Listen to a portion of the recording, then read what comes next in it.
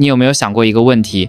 如果宇宙不是我们以为的那样大，更狠地说，也许宇宙不是外面有多远，而是我们到底能理解到什么层次。人类之所以觉得宇宙巨大，只是因为我们理解的太少。你有没有意识到，我们站在今天这个年代，是人类历史上第一次有可能把虫洞从科幻电影里的特效变成可以量化、可以调参、可以实测的变量。我是认真的，不是玄学，不是神叨叨的哲学，是直球，是实验室，是参数，是跑出来的数据，是仪器内部光明正大摆着的状态。2022年11月，这件事发生了，一群科学家模拟出了人类史上第一座全息虫洞。这里是意识觉醒，记得按赞、订阅并打开小铃铛，这样您就不会错过我们的新影片。从那天起，至少在科学界，有一种很轻，可是非常非常坚固的声音开始出现：宇宙可能不是我们肉眼看到的那个样子。这句话不是噱头，这句话的分量大概相当于人类第一次拿望远镜看到木星的卫星那一刻。我们不是在讨论为什么宇宙这么神奇，而是在讨论宇宙底层结构是不是根本不是物质在主导。因为虫洞让我们第一次怀疑宇宙有可能不是东西在移动，而是信息在跳点。这件事要是成立，人类对宇宙的理解要重新算，不是微调，是整个底层逻辑推翻重来。注意，这不是概念讨论，因为那一次实验是在正式量子设备上跑出来的，不是白板，是时机，是量子位，是叠加，是纠缠，是负能量，是实验室里真的跑出来。听好，这意味着什么？意义不是穿越很酷，意义是宇宙可能压根不是物质主导，而是信息主导。宇宙也许根本不是一个大舞台，而是一个巨型信息系统。你可能觉得这种话有点夸张，对，可是这里有一个细节，你听完就会打个冷颤。虫洞这个词是20世纪的一个物理学家想出来的，他叫惠勒，他不是科普网红，他不是玄学派，他是那个让爱因斯坦、费曼这种等级的人会停下来皱眉思考的那种纯物理脑。很多人不知道，黑洞这个词也是他发明的。他不是一个随便乱想的人，他是那种把复杂理论用一个字就解释清楚的怪物级存在。麻烦你想一下，这种人提出虫洞只是一个概念，可过去几十年没人能证明，直到量子计算出现，人类第一次可以把一个黑洞的行为压缩成一个小小的量子系统，模拟出来，让粒子在里面跑一下，看看是不是能真的穿过去。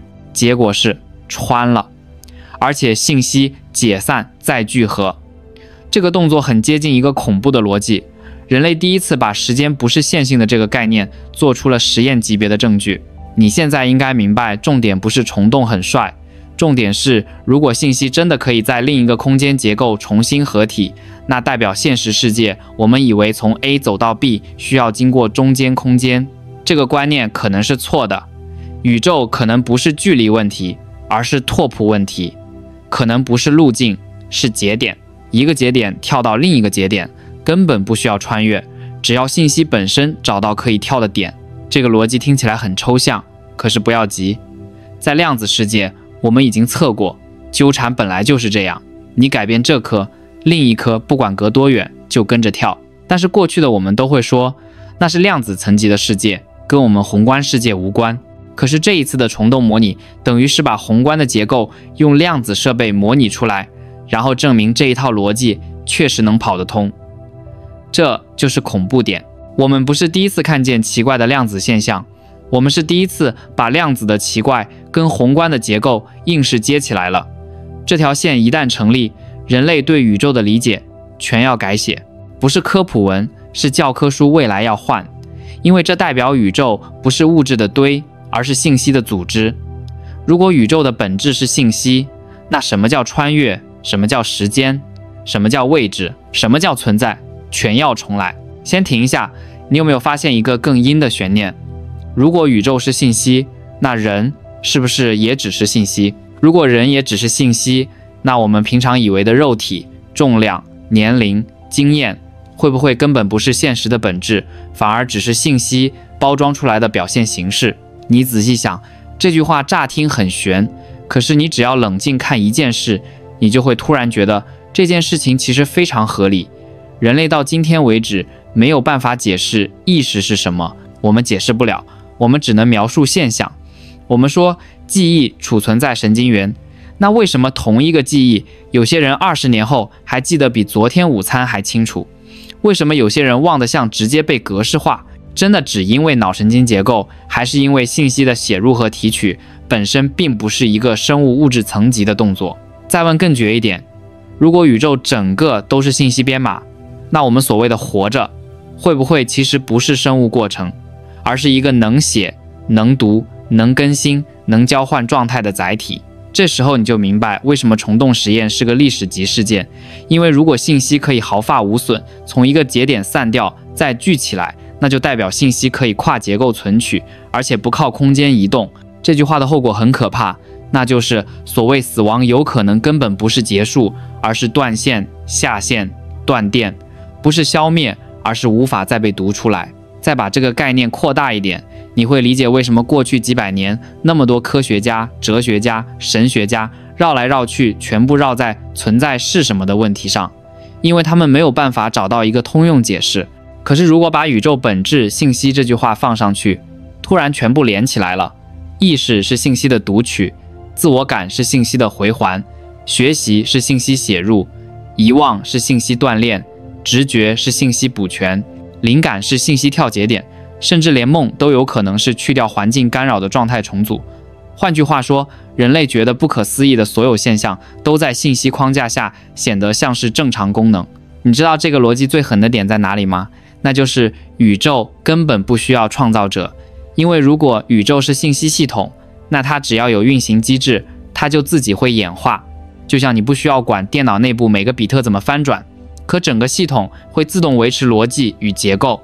那你再想一件事，如果宇宙是信息，那虫洞就是信息跳点，量子纠缠就是同步，光速限制只是常规规则，而死亡、命运、偶然、déjà vu 一类体验，会不会根本不是神秘现象，而是信息系统里某种我们看不懂的缓存、延迟、同步、恢复？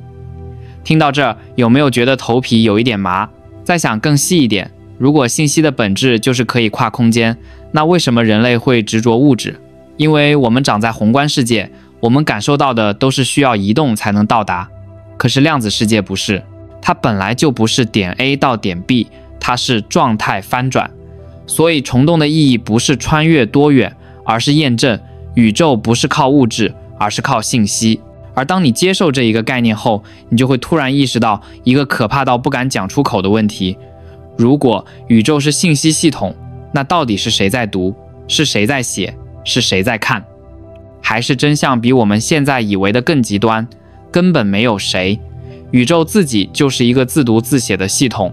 可这里有一个现实世界最容易被忽略的重点，不管宇宙是不是信息，至少到现在为止，我们已经第一次用实验证明信息可以穿越宏观结构，信息可以不沿着空间线性前进，信息是可以跳的。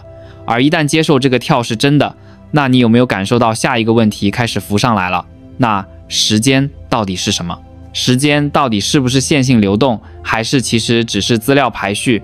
你仔细想一件事，我们为什么会觉得时间是单向？不是因为科学证明，而是因为我们的大脑只会用过去、现在、未来来解释经验。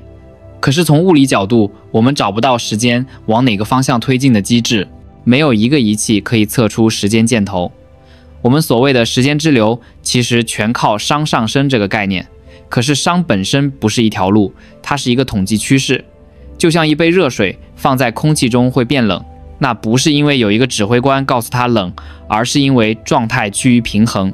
那会不会时间根本不是流，而是翻页？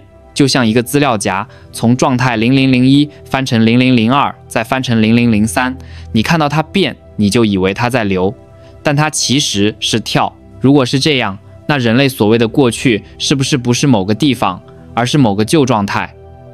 而未来不是前面，而是尚未渲染的状态。这时候呢，你就突然会理解为什么虫洞实验那么要命，因为虫洞证明信息可以跳节点，那前后是不是也可能只是节点？那如果节点不是距离排列，而是逻辑排序呢？那如果宇宙不是一个舞台，而是一个树状资料结构，枝干互相串，节点互相连，那我们所谓的未来发生了没？这句话根本就是不对的问题。你有没有发现一个非常非常恐怖的逻辑渐渐成型？我们以为时间是直线，可是宇宙可能是树状。如果宇宙是树状，那记忆是什么？可能不是硬盘，而是节点序号。那 déjà vu 是不是可能是重复访问某个节点？那第六感是不是可能是预测分支的权重？那命运是不是可能是高度重复、预设值极高的一组路径？听到这里，你突然会意识到一件最恐怖的事：如果虫洞是信息跳点，那宇宙的底层不是时间，不是空间，而是关系。关系决定路径，关系决定能不能跳，关系决定能不能同步。那如果宇宙底层是关系，那你有没有发现人类脑子里的逻辑结构就是关系？神经元不是储存内容，神经元是储存关系。记忆不是文件，是连结。你想一个人，你想到的不是他的数据，你想到的是他跟你有关的那些关系。所以从信息的角度，人类的大脑根本不是存东西，我们只存关系，宇宙也可能只存关系。那如果宇宙跟人的逻辑架构是一样的，那到底谁像谁？是不是我们不是在宇宙里，而是宇宙是生成出像我们这样的结构，负责维持、理解、整理、重写关系？那如果宇宙是信息系统，人类就是运算节点，你有没有突然意识到一个更恐怖的反问？宇宙不是让人活着，是让信息活着。宇宙不是为了让我们体验，是为了让数据延续。宇宙不是物质主导，是资讯主导。那你有没有想过一个你平常绝对不会问的问题？如果宇宙是信息系统，那我们是不是其实永远不会消失？我们只是某一个分支节点被切掉，不再更新，而不是被删除。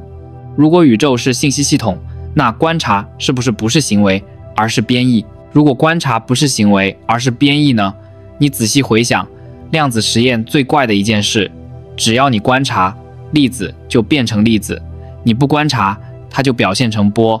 这不就是一个很直觉的逻辑吗？呈现给你的是结果，不呈现给你的是演算。意思是什么？意思是宇宙不是永远稳定的舞台，而是当你看，它才算出一条结果给你。那如果我们把这个逻辑再推进一点，是不是看执行程式码？是不是宇宙不是一直跑，而是等我们叫它跑？那这样整件事有一个更致命的逻辑浮出来了：宇宙不是客观，是互动式。你不要求输出，它不必要输出；你不执行查询，它不需要生成状态。所以为什么量子是概率？不是因为粒子含糊，而是因为系统正在等待你到底要查哪一种。最疯狂的关键是，虫洞实验证明它不是理论，是实测。因果顺序在量子世界根本不是必须的，你要先有发现还是先有事件，在量子层级根本可能是同一回事。你有没有感觉整个宇宙逻辑正在颠倒过来？过去我们一直以为观察是看见，可反而观察可能是定义存在。你选择看哪一种，它才生成哪一种。那如果是这样，你怎么还敢保证宇宙在我们没看它的时候，也一定是我们想象中的样子？爱因斯坦当年问过一句很有名的话：如果我们不看月亮，它还存在吗？你知道恐怖的地方是什么吗？不是，这个问题太哲学。恐怖的是，量子力学的回答倾向是不一定，因为存在不是摆在那里，而是被定义出来的。你知道这句话有多可怕吗？宇宙可能不是独立存在，而是被我们编译。就像你打开一个档案，它才读出来；你没打开的时候，它不需要载入。那你再想想，人类为什么只能理解过去、现在、未来？因为我们的大脑就是顺序存取，我们只能一行一行读取。可是宇宙本质可能是随机存取。你看这边，系统生成这边；你看那边，系统生成那边。一个超大规模、无限范围、随点计算的运算架构。那如果宇宙是这种架构，有没有一种可能，我们根本不是生活在宇宙里，而是参与宇宙运算的一段程序？你不是在世界里，你是世界的一部分，执行线程。那你有没有发现，如果宇宙不因存在而存在，而因有人观察才存在，那到底是谁在观察我们这段线程？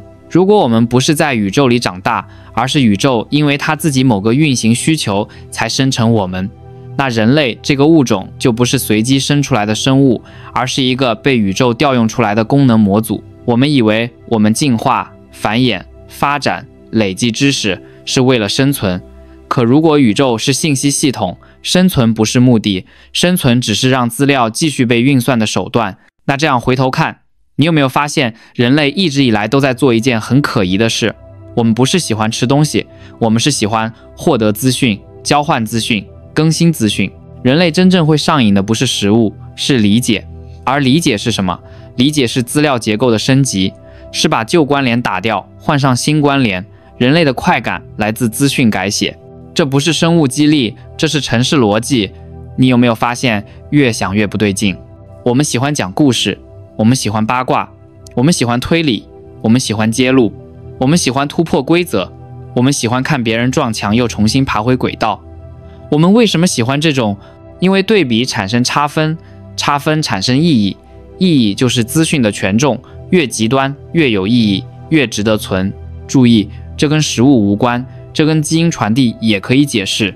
可是基因这个解释只能解释身体要活下去，却解释不了为什么人类会追求极端知识结构。你解释不了为什么有人明明吃得饱，还是必须追求看见、理解、整合、串接，这是在资讯系统里才有的功能。那你再倒回去看虫洞实验，它证明的不是穿越多远，而是资讯可以从混乱重新聚合成同一个意义。这句的恐怖含义就是资讯不怕散，只要系统结构正确，它会自己重新合体。那这样会不会暗示一件人类不敢面对的问题？死亡不是消失，是断线；意识不是灵魂，是资料；人生不是旅程，是执行。那如果是这样，我们最害怕的结束根本不是结束，而是这个现成的运算效益不够高，不值得继续跑。有没有感觉背脊要凉一下？那你在想，如果宇宙是资讯架构，人类是运算节点，观察是执行编译，那宇宙到底在跑什么？它到底要算什么？它到底要往哪个终点？宇宙是不是在跑压缩？你仔细想，每一个文明的根源都在做一件事，把庞杂的东西归纳、精炼、简化，让它可以被保存、被传递、被复用。古时候是用口述，把复杂的天象变成简单的神话；后来是文字，把一整段经验压成几个符号；再后来是数学，把现象压成公式；再后来是数字，把世界变成零和一。文明的方向一直都不是堆更多，而是越塞越小，越装越密，越写越精。人类手上的资料容量越来越大，可意义的单位却越来越短。一个公式抵过一整本书，一个模型抵过几百年的模拟，一个参数可以预测一整段历史的趋势。这不是巧合，这是结构趋势。压缩代表价值密度提高，价值密度提高代表系统更能省资源，省资源代表运算成本降低。你有没有意识到，宇宙本身就像在把自己不断浓缩，星系从弥散到聚集，星体从气体到凝聚，分子从随机到有序，生物从混沌到结构，文明从碎片到定义，语言从冗长到符号，算法从巨量代码到数学框架。所有东西都在做一件事，减少冗余，让意义变得短。这是不是就很像压缩算法？那宇宙在跑什么？跑意义。那意义是什么？意义就是资讯权重最高、复用率最高、通用性最高的那一段结构。换句话说，宇宙不是在累积资料，宇宙是在萃取最有价值那一段资讯。那如果宇宙要萃取最有价值的资讯，那我们这些可以理解、可以思考、可以自串联、可以自我诠释的人类，会不会不是生物，而是萃取器？我们不只是活着，我们是在找价值最高的资讯结构，然后让它写进文明体系，然后让它不消失、不被遗忘、不随商长就崩掉。那你在想，虫洞实验为什么这么关键？因为它证明资讯不一定需要顺着物质路径走。如果资讯能跳，那代表压缩萃取的结果可以直接跨节点存取，而不需要一个个累积慢慢推进。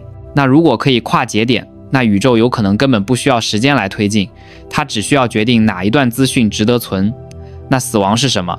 死亡是你这条链已无萃取价值，不需要分支了。那记忆是什么？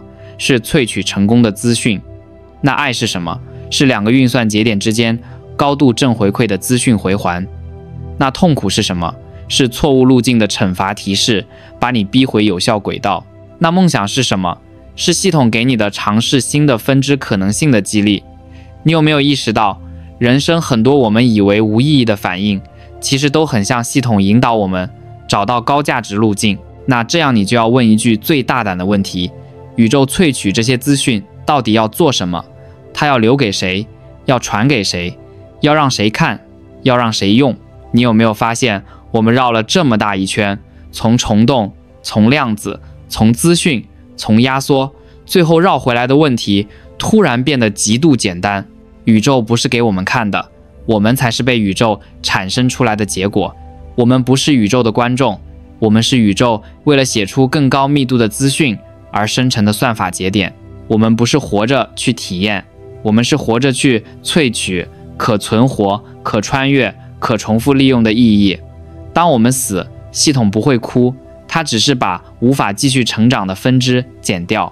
当我们活，系统不会鼓掌，它只是给我们继续产生高价值资料的机会。虫洞这个实验之所以那么巨大，不是因为它让我们相信穿越空间有可能，而是它第一次让我们隐约看到宇宙的底层不是宏观的舞台，是资讯的结构，而资讯结构的终极走势就是精炼。